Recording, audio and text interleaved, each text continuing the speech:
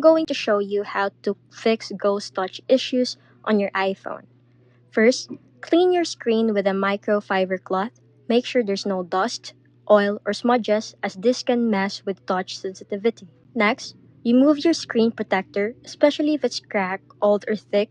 A damaged protector is a common cause of ghost touches. Go to Settings, General, then Software Update, and install the latest iOS version. Bug fixes and new updates often solve touch problems. Now, here's a quick force restart that can help. Press and release volume up, then press release volume down. Then hold the side button until the Apple logo appears. This does a soft reset of the system and won't delete your data. If that doesn't work, try resetting all settings.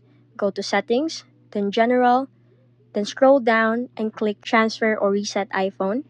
Tap Reset, then reset all settings.